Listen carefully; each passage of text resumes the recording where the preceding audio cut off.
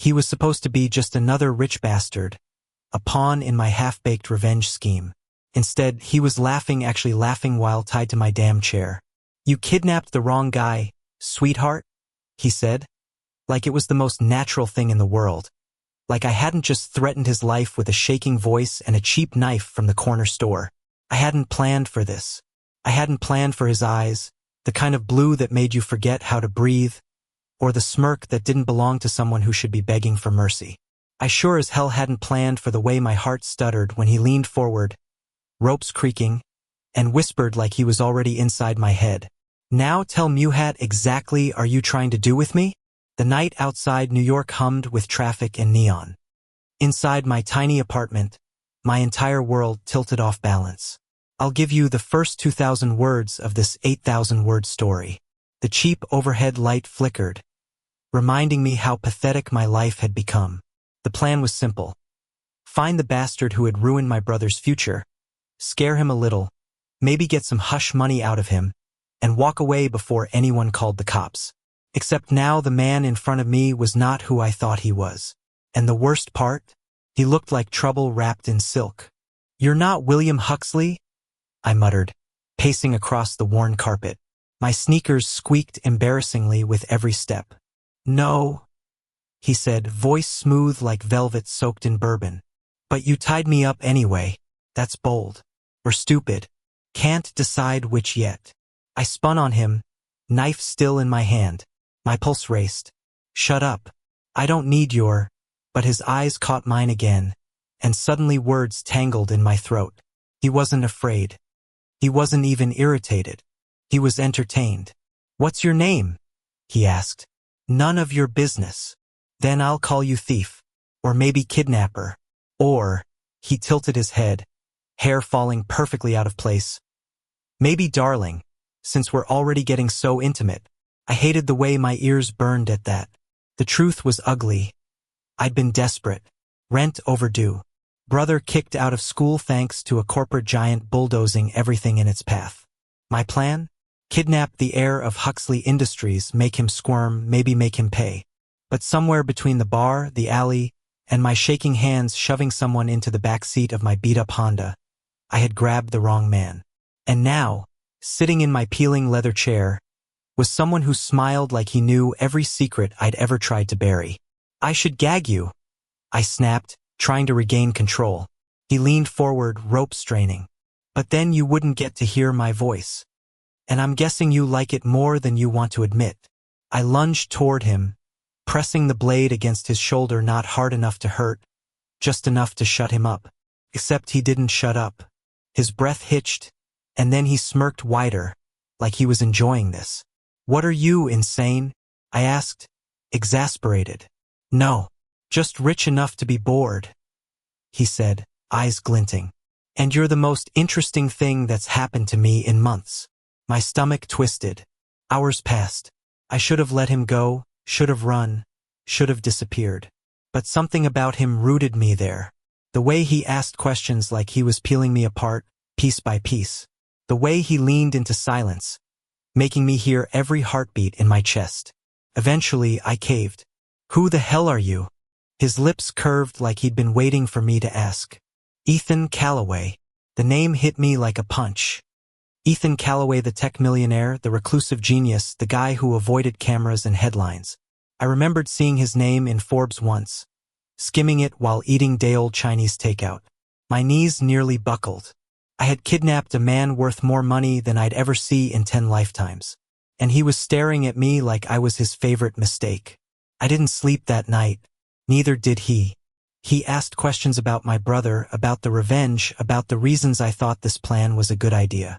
And I stupidly answered some of them. By dawn, the city painted our faces in gold and gray. I untied him just long enough to let him stretch, fully intending to tie him back before he could escape. But he didn't run. He just stood there, tall and unshaken, gazing out my cracked window like he owned the sunrise.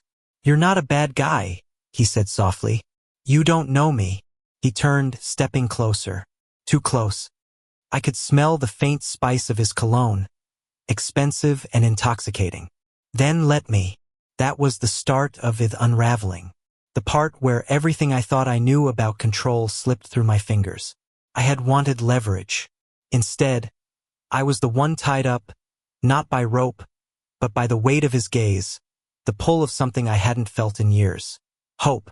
And maybe, just maybe, the first spark of something far more dangerous than hate. The next morning, I realized two terrifying things at once. First, Ethan Calloway was still here. Second, he was making coffee in my kitchen like he owned the damn place. Seriously, I muttered, stumbling out of my bedroom. My eyes were gritty from zero sleep, my throat dry. You're acting like this is a hotel. Ethan didn't even flinch.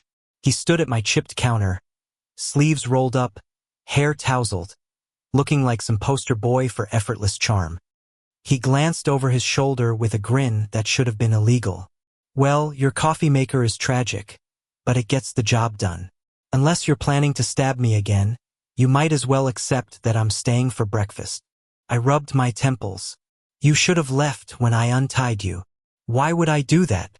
You're far more interesting than anyone waiting for me out there. He waved vaguely toward the window, where the skyline pulsed with morning light. Besides, you owe me a story. Last night was just the trailer. I wanted him gone. Truly, I did. Having a millionaire in my apartment was like playing Russian roulette with fate. At any second, he could call the cops, ruin me, destroy whatever scraps of life I had left. And yet, he hadn't. Instead, he brewed 2 mugs of coffee and slid one across the table. Drink. You look like hell. I hesitated, then took it. The warmth burned against my palms. So, he said, leaning back against the counter, arms crossed. Tell me why you thought kidnapping a Huxley was a good idea. Start from the top. My throat tightened. I wasn't used to talking about it not out loud. But his eyes, they were patient, steady. Like he wouldn't judge me even if I admitted every terrible thought I'd ever had. My brother, I finally said. The words tasted like rust. He was everything. Smart, ambitious. Got into Columbia. Full ride, almost. Then Huxley Industries swooped in.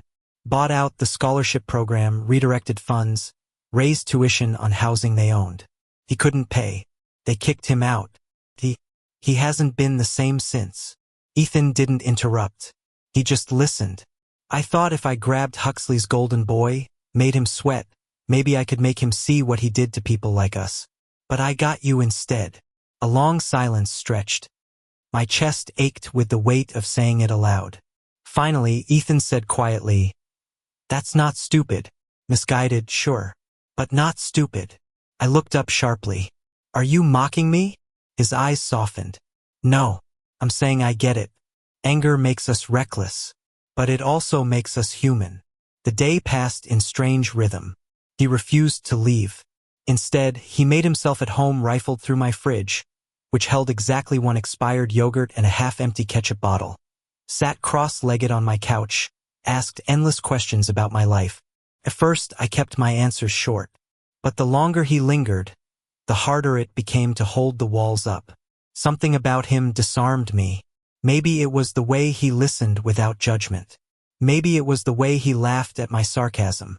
Not mockingly, but like it genuinely delighted him. At one point, he leaned his head back, hair falling against the cushion, and said, You know, you're terrible at kidnapping. No gag, no blindfold, no plan. Just vibes. I groaned. Shut up. He smirked. Admit you didn't want to hurt anyone. You just wanted to be heard.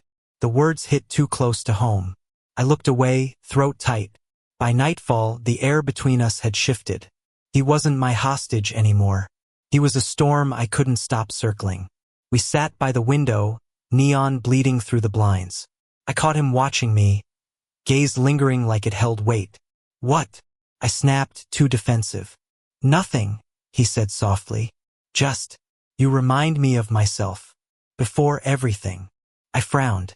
Before what? He hesitated, then gave a small smile. Before the money. Before the headlines. When I still believed in people. Something in my chest twisted. I wanted to ask more, to peel him open the way he had me. But instead, silence stretched, filled only by the hum of the city. And then his hand brushed mine on the windowsill. It was accidental. Or maybe not. His fingers barely grazed my skin, but it felt like fire. I froze, every nerve screaming. He didn't move away. He just let his hand rest there, close enough that one wrong breath would close the gap. His gaze met mine, steady, searching. My pulse thundered. I wanted to pull back. I wanted to lean in. I wanted both and neither. Finally, I whispered, "You should go." He didn't flinch. "Do you want me to?" The truth sat on my tongue, raw and dangerous. No, but I didn't say it. Couldn't. Instead, I pulled my hand back and stared out at the city, praying the neon would drown out the ache in my chest. The next few days blurred into something surreal. Ethan stayed. Against all logic, he stayed. We fell into a rhythm that felt disturbingly natural, cooking instant noodles while he teased me about my lack of culinary skill. Him fixing my broken lamp with an ease that made me wonder what else those hands could do. Every moment was a tug-of-war between distance and desire. He'd lean too close, whisper something that made my pulse race, and I'd shove him away with a muttered insult. But my defenses were cracking. Every smile, every laugh, every shared silence pulled me deeper into something I couldn't afford to feel. And then came the night everything nearly shattered. We were on the couch, a movie playing quietly in the background, though neither of us was watching. He sat too close, his thigh brushing mine. The air felt heavy, charged. He turned suddenly, eyes locking on me. "Why do you keep fighting it?" My stomach dropped. "Fighting what?" "This," he whispered, leaning closer. His breath ghosted over my lips.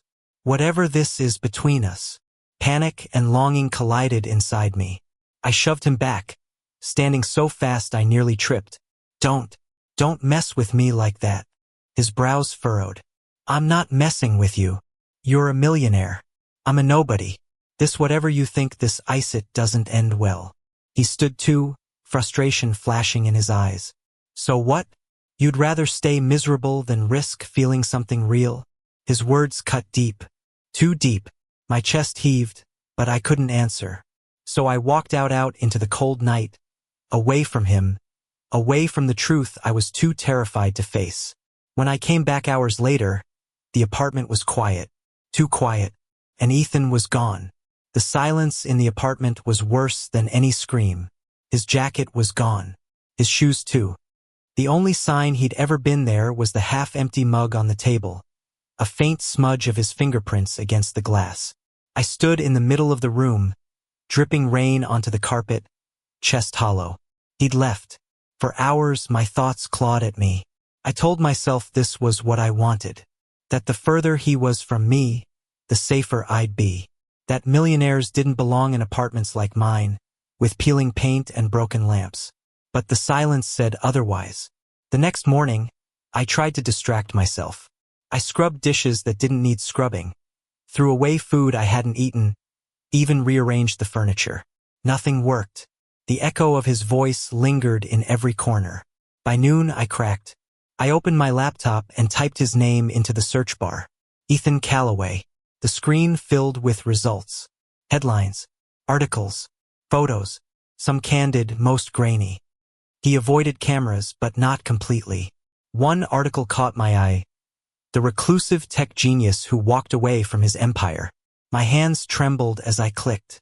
It told a story I hadn't known, how he had built a billion-dollar company by 25, then abandoned it 2 years later. Rumors swirled. Betrayal, lawsuits, backstabbing partners. One line stuck with me like a knife. Sources say Callaway has been living in relative obscurity, rejecting invitations, dodging press, and refusing to return to the empire he created. I leaned back, heart pounding. He hadn't just been running from the world. He'd been running from himself. And for some insane reason, he'd stopped running when he met me. That night, I dreamed of him. His laugh, his hand brushing mine, the way he'd said, "Let me know you." I woke up gasping, the ache in my chest unbearable. I had to see him again. The city swallowed me as I searched. I didn't know where to start. Millionaires didn't exactly leave forwarding addresses. But Ethan wasn't like the others. He loved places that felt alive, real. Coffee shops with broken chairs, bookshops that smelled like dust, diners that never closed. So I wandered. Days blurred. Each night, I came home empty-handed, convinced I'd lost him for good. Until the fifth day. I found him in a corner diner on Ninth Avenue, a forgotten little place that smelled of burnt toast and grease. He was alone, hunched over a notebook, pen moving furiously. For a long moment I just watched. His brow furrowed, lips pressed tight, like he was carrying the weight of the world. Then, as if sensing me, he looked up. Our eyes met. Time stopped. He didn't smile, didn't speak, just closed the notebook slowly and set the pen down. I forced my legs to move, sliding into the booth across from him. "Hi," I said, voice rough. He studied me, unreadable. "Took you long enough." Relief punched through me so hard I nearly laughed. But then his expression hardened. "Why did you run?" he asked. My throat closed. Because this isn't supposed to happen. You and me. It doesn't make sense." He leaned forward, eyes sharp. "Since when does sense have anything to do with wanting someone?" The words hit like fire. I opened my mouth, but nothing came out. He sighed, leaning back. "I wasn't going to chase you. I figured if you cared, you'd find me." "I do care," I blurted before I could stop myself. His eyes softened. For a moment, the mask slipped, and I saw it: loneliness, the longing. "Then stop pretending you don't," he whispered. The days that followed felt stolen, fragile. We drifted into something dangerous and sweet, meeting in secret corners of the city, walking streets at night, talking until dawn. He told me pieces of himself, how betrayal had gutted him, how the empire he built had turned into a cage, how he'd been searching for something real ever since. And I told him about my brother, my failures, my fear of being nothing. Each confession pulled us closer. Each touch lingered longer. Until one night, in the quiet of my apartment, the dam broke. It started with a laugh. We'd been arguing over a stupid movie, both too stubborn to admit the other had a point. He leaned forward, eyes sparkling, and said, "God, you're infuriating." "Right back at you." I shot back, grinning despite myself. And then silence. Heavy. Charged. His gaze dropped to my lips. My breath caught. The world tilted. And before I could stop myself, I leaned in. Our mouths met, soft, tentative at first, then desperate, hungry, like we'd been holding back a storm. His hand slid to my neck, fingers trembling. I clutched his shirt like it was the only thing keeping me alive. The kiss tasted like everything I'd feared and everything I'd craved. When we finally pulled apart, gasping, his forehead rested against mine. "I shouldn't want this," I whispered. "But you do," he murmured. "And so do I." And for the first time, I didn't run. But happiness is never simple. Not for people like us. Because a week later, I found the letter, tucked in his jacket pocket, half folded. A letter addressed to him, but written in sharp, cold words. "You can't hide forever.